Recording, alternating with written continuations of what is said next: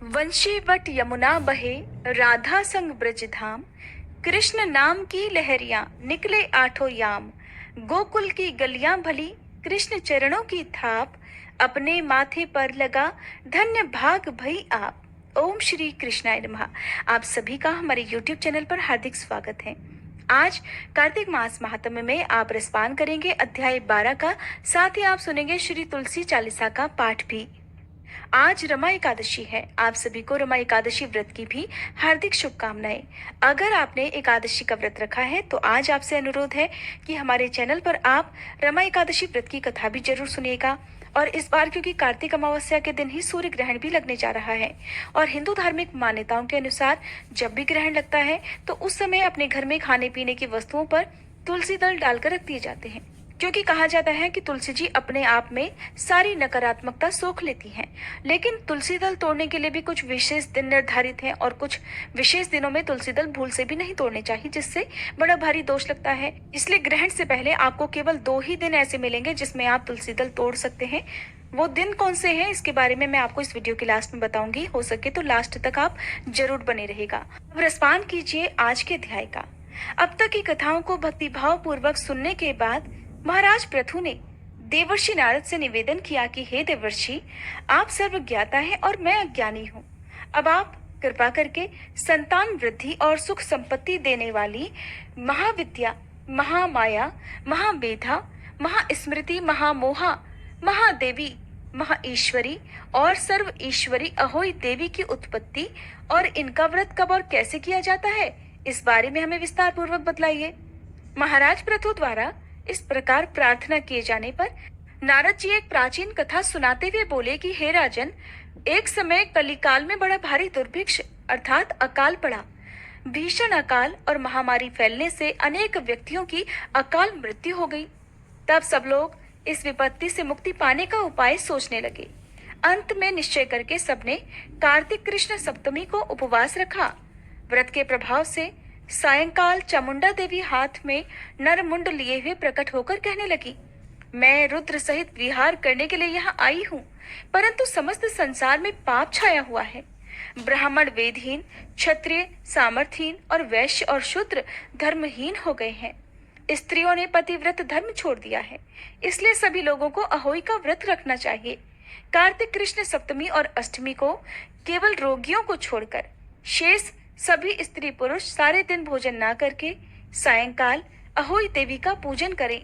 अहोई देवी मेरा ही नाम है, इसलिए सभी व्यक्ति अहोई पूजन को मेरा ही पूजन मानकर भक्ति भाव से करें।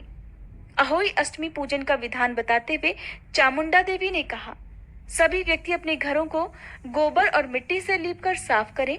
फिर लाल, पीला, हरा और सफेद रंगों से द्वार पर मेरी मूर्ति बनाएं और स्वादिष्ट पकवान बनाकर मेरी पूजा करें। जब चामुंडा देवी ये कह रही थी, तभी एक स्त्री कहने लगी कि हे माता, हम नीच लोगों का कर्तव्य भी बतलाइए। तब देवी ने कहा, तुम लोग भी मेरे भक्त हो, सो सब लोग मेरा पूजन करके तुम्हारी संतानों को पूजेंगे, तभी उनकी पूजा सफल होगी। मेरी पूजा के बाद कुम्हारिन और मालिन की भी पूजा होगी। ऐसा कहकर चामुंडा देवी अंतर ध्यान हो गई।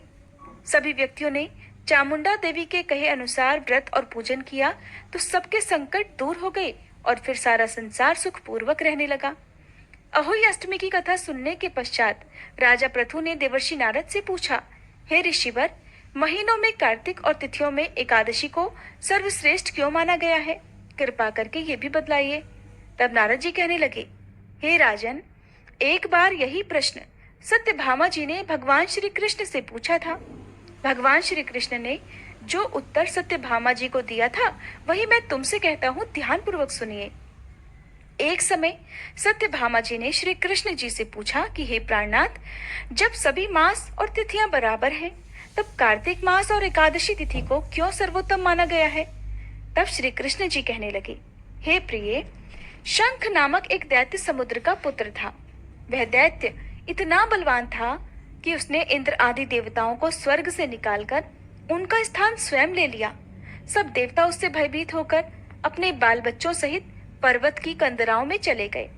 तब वह दैत्य सोचने लगा कि मैंने देवताओं का स्थान तो ले लिया, लेकिन वे जीते नहीं गए हैं। ऐसा लगता है कि देवता वेद मंत्रों से बलशाली हैं, इसलिए अब मुझे मंत्रों सहित वेदों का भी हरण कर लेना चाहिए। जब उसने ऐसा विचार किया तो वेद भी डर के मारे समुद्र में जाकर छिप गए। ब्रह्मा आदि सभी देवताओं ने संसार को वेद विहीन देखा तो सभी देवी देवता भगवान विष्णु की शरण में गए। शेष सैया पर भगवान को निद्रा मगन देखकर सभी देवता उन्हें जगाने के लिए स्तुतियां, भजन, कीर्तन और गायन वादन आदि क्रियाएं करने लगे। भगवान विष्णु के जाग जाने पर सभी देवताओं ने आह्वाहन, आसन, पाद्य, अर्घ, आचमन, स्नान, वस्त्र, यज्ञोपवीत, चंदन, पुष्प, धूप, दीप, नैवेद्य, पान, परिक्रमा और नमस्कार करके भगवान का षोडशोपचार पूजन किया। तब विष्णु भगवान प्रसन्न होकर देवताओं से कहने लगे, हे देवताओं, मैं तुमसे प्रसन्न हूँ, इसलिए शंख आदि दैत्यों को मारकर मैं चारों वेदों को शीघ्र ही ले आऊंगा। परंतु आज से वेद बीज मंत्रों सहित कार्तिक मास में जल में निवास करेंगे। इसलिए कार्तिक के महीने में जो कोई भी जल में स्नान करेगा उसको यज्ञ करने के समान फल प्राप्त हो जाएगा और उसके समस्त विघ्न भी दूर हो जाएंगे। हे देवताओं, आज एकादशी के दिन आप सबने मुझे जगाया है, इसलिए सब तिथियों में कार्तिक शुक्ल एकादशी की मान्यता सबसे अधिक होगी। वस्तुतः कार्तिक और एकादशी का व्रत मुझे अत्यंत प्रिय है। आगे की कथा सुनाते हुए देवर्षि नारद ने कहा, हे राजन, ऐसा कहकर भगवान मत्स्य अर्थात मछली का रूप धारण करके विंध्याचल में निवास कर रहे महर्षि कश्यप जी की अंजलि में आ गए। कश्यप जी ने उनको एक कमंडल में डाल दिया। जब कमंडल भर गया तो मत्स्य अर्थात मछली रूपधारी भगवान कहने लगे कि हमको कोई बड़ा स्थान दो। तब कश्यप जी ने उन्हें रहने के लिए घड़ा दिया। घड़ा भी भर गया और वह घड़ा भी उनके रहने के लिए छोटा पड़ने लगा।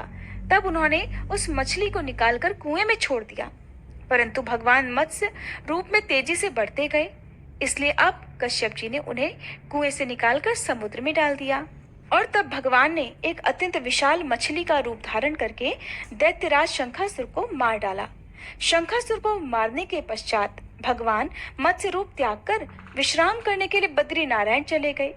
बद्री नारायण में भगवान ने देवताओं से कहा, हे देवताओं, हमने शंखासुर का वध कर दिया है, इसलिए ऋषि और मुनि जाकर समुद्र के अंदर से चारों वेदों को ढूंढ लाए और तब तक देवताओं सहित प्रयाग में मेरा निवास रहेगा। तब ऋषियों ने अपने तपोबल द्वारा समुद्र में से वेदों के 6 अंगों अर्थात छंद, व्याकरण, कोश, वैद्यक, ज्योतिष और 6 स्मृति को ढूंढ निकाला। जिस वेद का जो भाग जिस ऋषि को मिला तब से वह भाग उसी ऋषि का माना जाता है। इसके बाद समस्त ऋषि ब्रह्मादि देवताओं से प्रयाग में आए और उन्होंने वहां पर अश्वमेध यज्ञ किया, इसलिए प्रयाग को तीर्थों का राजा कहा जाता है। प्रयागराज में स्नान, दान और यज्ञ आदि करने वालों के जन्म जन्मांतर के पाप समूल नष्ट हो जाते हैं और वे मोक्ष के अधिकारी बन जाते हैं, इसमें तनिक भी संदेह नहीं। राजा पृथु को इतना वृतांत बताकर देवर्षि नारद फिर से कुछ क्षणों के लिए मौन हो गए। नारायण नारायण। आज का अध्याय समाप्त हुआ। इसके आगे का वृतांत आप अगली वीडियो में सुनेंगे। और इससे पहले की वीडियो में आपने जो प्यार दिया था और इतने सारे कमेंट किए थे, मैंने सभी के कमेंट पढ़े, लेकिन मैं सबका अलग से उत्तर नहीं दे पाई, इसके लिए मुझे क्षमा कीजिएगा। और इतने सारे कमेंट करने के लिए और इतना आशीर्वाद स्नेह देने के लिए आप सबका बहुत बहुत आभार। आप सुनिए श्री तुलसी चालीसा का पाठ, फिर वीडियो के लास्ट में मैं आपको सूर्य ग्रहण के बारे में बताऊंगी। जय जय तुलसी भगवती सत्यवती सुखदानी, नमो नमो हरि प्रेसी श्री वृंदा गुणखानी। श्री हरि शीश विरजनी देहु अमर वर अम्ब, जनहित हे वृंदावनी अब न करहु विलंब। धन्य धन्य श्री तुलसी माता, महिमा अगम सदा श्रुति गाता। हरि के प्राण हो से तुम प्यारी, हरहि हेतु कीन्हो तप भारी। जब प्रसन्न है दर्शन दीन हो, तब कर जोरी विनय उस कीन हो। हे भगवंत कंत मम होहु, दीन जानि जानि छाड़हु छोहु। सुनी लक्ष्मी तुलसी की बानी, दीन हो श्राप कध पर आनी। उस अयोग्य वर मांगन हारी, हो बिटप तुम जड़ तनुधारी। सुनि तुलसी ही श्रप्यो तेहि ठामा, करहु वास तुहु नीचन धामा।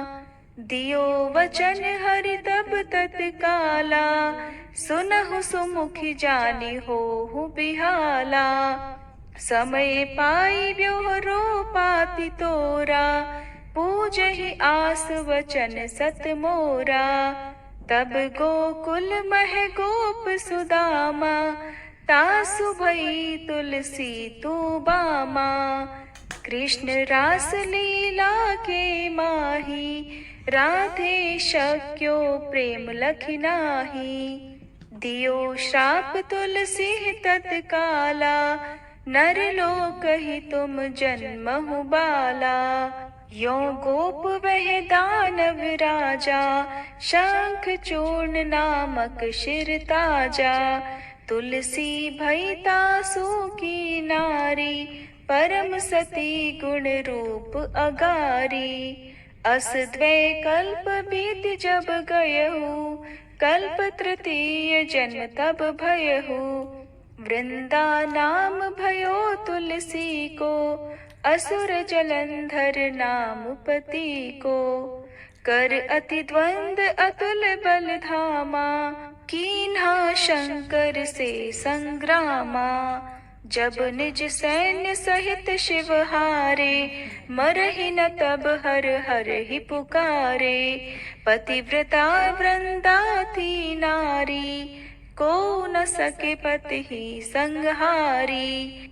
तब जलंधर ही भेष बनाई, वृंदा ढिग हरि पहुँचो जाई। शिव हित लहि करि कपट प्रसंगा, कियो सतेत्व धर्म तो ही भंगा।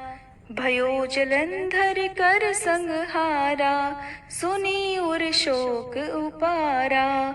तिह क्षण दियो कपट हरि टारी, लखि वृंदा दुख गिरा उचारी। जलंधर जस हत्यो भीता, सोई रावण तस हरहि सीता। अस प्रस्तर सम हृदय तुम्हारा, धर्म खंडी मम पति संहारा। यही कारण लहि श्राप हमारा, होवे तनु पाषाण तुम्हारा। सुनि हरि तुरत ही वचन उचारे, दियो श्राप बिना विचारे। लख्यो ना निज करतूत पति को, छलन चाहियो जब पार्वती को। जड़मति तुह अस हो जड़ रूपा, जग में तुलसी बिटप अनूपा। धग्व रूप हम शाली ग्रामा, नदी गंडकी बीच ललामा। जो तुलसी दल हम ही चढ़ई है, सब सुख भोग परम पद पई है। बिनु तुलसी हरि जलत शरीरा, अतिशय उठत शीश उर पीरा। जो तुलसी दल हरि शिर धारत, सो सहस्त्र घट अमृत डारत।